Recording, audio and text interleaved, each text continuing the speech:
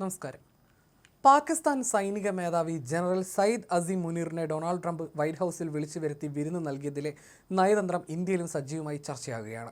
ഇറാനുമായുള്ള സംഘർഷ സാഹചര്യം മുന്നിൽ കണ്ടാണ് ട്രംപ് മുനീറിന് വിരുന്നൊരുക്കിയത് എന്നാണ് പൊതുവിലുള്ള വിലയിരുത്തൽ.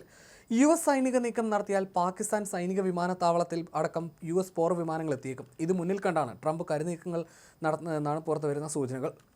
പാക് സൈനിക മേധാവിയെ കാണാൻ കഴിഞ്ഞത് ബഹുമതിയായി കാണുന്നുവെന്ന് US പ്രസിഡന്റ് ഡൊണാൾഡ് ട്രംപ് പറഞ്ഞു. ഇന്ത്യയുമായി യുദ്ധത്തിൽ ഏർപ്പെടാത്തതിന് അദ്ദേഹത്തോട് നന്ദി പറഞ്ഞ ട്രംപ് സംഘർഷം ഒഴിവാക്കുന്നതിന് ഇരു രാജ്യങ്ങളും നന്നായി പ്രവർത്തിച്ചുവെന്നും പറഞ്ഞു. യുദ്ധത്തിൽ ഏർപ്പെടാതിരുന്നതിൽ നന്ദി പറയാൻ വേണ്ടിയാണ് താൻ അദ്ദേഹത്തെ ഇവിടേക്ക് ക്ഷണിച്ചതെന്നും കൂടിക്കാഴ്ചയ്ക്ക് ശേഷം ട്രംപ് പറഞ്ഞു. പാകിസ്ഥാനുമായി US വ്യാപാര കരാറിൽ ഏർപ്പെടും. അതിൽ എനിക്ക് വളരെ സന്തോഷമുണ്ട്. രണ്ട് വളരെ മിടുക്കരായ ആളുകൾ യുദ്ധം തുടരേണ്ടതില്ലെന്ന് തീരുമാനിച്ചു. അവർ രണ്ട് വലിയ ആണവ ശക്തികളാണ്. ഇന്ന് അസീം മുനീറിനെ കാണാൻ കഴിഞ്ഞത് ഞാനൊരു ബഹുമതിയായി കാണുന്നുവെന്നും ട്രംപ് പറഞ്ഞു. ബുധനാഴ്ച വൈറ്റ് ഹൗസിൽ അസീം മുനീറിനൊപ്പമാണ് ട്രംപ് ഉച്ചഭക്ഷണം കഴിച്ചത്. മുതിർന്ന സിവിലിയൻ ഉദ്യോഗസ്ഥരില്ലാതെ ഒരു US പ്രസിഡന്റും പാകിസ്ഥാൻ സൈനിക മേധാവിയും തമ്മിലുള്ള ആദ്യത്തെ കൂടിക്കാഴ്ചയായിരുന്നു ഇത്. വൈറ്റ് ഹൗസിൽ നടന്ന കൂടിക്കാഴ്ചയിൽ അസീം മുനീറുമായി ഇറാനെക്കുറിച്ച് ചർച്ച നടത്തിയതായി ഡൊണാൾഡ് ട്രംപ് സ്ഥിരീകരിച്ചു. അവർക്ക് ഇറാനെ നന്നായി അറിയാം, മറ്റുള്ളവരെക്കാൾ നന്നായി. അവർ ഒന്നിനെക്കുറിച്ചും സന്തുഷ്ടരല്ല. എന്താണ് സംഭവിക്കുന്നതെന്ന് അവർ നോക്കിക്കാണുകയാണ്. അദ്ദേഹം എൻ്റെ അഭിപ്രായത്തോട് യോജിച്ചുവെന്നും ട്രംപ് പറഞ്ഞു.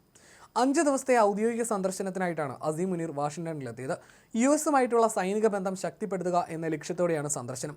പാകിസ്ഥാനിൽ സുസ്ഥിരമായ ജനാധിപത്യം പുനഃസ്ഥാപിക്കണമെന്ന് ആവശ്യപ്പെട്ട നിരവധി പാകിസ്ഥാൻ പൗരന്മാർ അസീം മുനീർ താമസിക്കുന്ന ഹോട്ടലിന് പുറത്തും വാഷിംഗ്ടണിലെ പാകിസ്ഥാൻ എംബസിക്ക് സമീപവും പ്രതിഷേധിച്ചിരുന്നു. ഇമ്രാൻഖാനെ അനുകൂലിക്കുന്നവരാണ് പ്രകടനം നടത്തിയത്. അതേസമയം ഇറാനെ ആക്രമിക്കാനുള്ള പദ്ധതികൾക്ക് US പ്രസിഡന്റ് ഡൊണാൾഡ് ട്രംപ് അംഗീകാരം നൽകിയതായി റിപ്പോർട്ടുകൾ പുറത്തുവരുന്നുണ്ട്. എന്നാൽ ഇറാന് നേരെ ആക്രമണം നടത്തണോ എന്നതിൽ അന്തിമ തീരുമാനം എടുത്തിട്ടില്ലെന്നും US മാധ്യമമായ CBS റിപ്പോർട്ട് ചെയ്തു. ആണവ പദ്ധതി ഉപേക്ഷിക്കാൻ ഇറാൻ സമ്മതിച്ചാൽ ആക്രമണം ആരംഭിക്കാനുള്ള നീക്കത്തിൽ നിന്ന് US പ്രസിഡന്റ് പിന്മാറിയേക്കുമെന്നാണ് US-ലെ മുതിർന്ന ഇന്റലിജൻസ് വൃത്തങ്ങളെ ഉദ്ധരിച്ച് CBS റിപ്പോർട്ട് ചെയ്യുന്നത്. ഇറാനിലെ ഫോർദോ യുറേനിയം സമ്പുഷ്ടീകരണ കേന്ദ്രം ആക്രമിക്കുന്നതാണ് US-ന്റെ പരിഗണനയിലുള്ളതെന്നും റിപ്പോർട്ടിൽ പറയുന്നു. ഇറാനോട് നിരുപാധികം കീഴടങ്ങണമെന്ന് ഡൊണാൾഡ് ട്രംപ് കഴിഞ്ഞ ദിവസം ആവശ്യപ്പെട്ടിരുന്നു. എന്നാൽ ട്രംപിന്റെ ആവശ്യം ഇറാന്റെ പരമോന്നത നേതാവ് ആയത്തുള്ള അലി ഖമേനി അപ്പാടെ തള്ളിക്കളയുകയായിരുന്നു. ഇറാനിയൻ ജനത കീഴടങ്ങില്ലെന്നും US ഏതെങ്കിലും രീതിയിൽ സൈനിക ഇടപെടൽ നടത്തിയാൽ അതിന് വലിയ വില നൽകേണ്ടി വരുമെന്നുമായിരുന്നു ഖമേനിയുടെ മുന്നറിയിപ്പ്.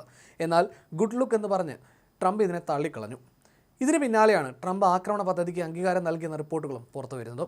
US-ന്റെ ഒരു വിമാനവാഹിനി കപ്പൽ കൂടി സംഘർഷ മേഖലയിലേക്ക് നീങ്ങുന്നതായി മാധ്യമങ്ങൾ റിപ്പോർട്ട് ചെയ്യുന്നുണ്ട്. USS നിമിറ്റ്സ് എന്ന യുദ്ധക്കപ്പലാണ് തെക്ക് കിഴക്കൻ ഏഷ്യയിൽ നിന്ന് സംഘർഷ മേഖലയിലേക്ക് നീങ്ങുന്നത്. അമേരിക്കയുടെ USS കാൾ വിൽസൺ എന്ന യുദ്ധക്കപ്പൽ നേരത്തെ തന്നെ മേഖലയിൽ നിലയുറപ്പിച്ചിരുന്നു. ഇതിനൊപ്പം യൂറോപ്പിൽ നിന്ന് F-22, F-35 യുദ്ധവിമാനങ്ങളും മേഖലയിലേക്ക് അയക്കാൻ സജ്ജമാക്കിയിട്ടുണ്ട്. അതിനിടെ ഇറാന്റെ ആണവ കേന്ദ്രങ്ങളും ബാലിസ്റ്റിക് മിസൈൽ ശേഖരവും ഇല്ലാതാക്കിയെന്ന ലക്ഷ്യത്തിലേക്ക് ഇസ്രായേൽ പടിപടിയായി മുന്നേറിക്കൊണ്ടിരിക്കുകയാണെന്ന് പ്രധാനമന്ത്രി ബെഞ്ചമിൻ നെതന്യാഹു ബുധനാഴ്ച വ്യക്തമാക്കിയിരുന്നു. ടെഹ്റാന്റെ ആകാശം തങ്ങളുടെ നിയന്ത്രണത്തിലാണെന്നും ഇറാന്റെ ആണവ കേന്ദ്രങ്ങളും മിസൈൽ കേന്ദ്രങ്ങളും അവരുടെ ആസ്ഥാനങ്ങളിലും ആക്രമണം തുടരുകയാണെന്നും അദ്ദേഹം അവകാശപ്പെട്ടു.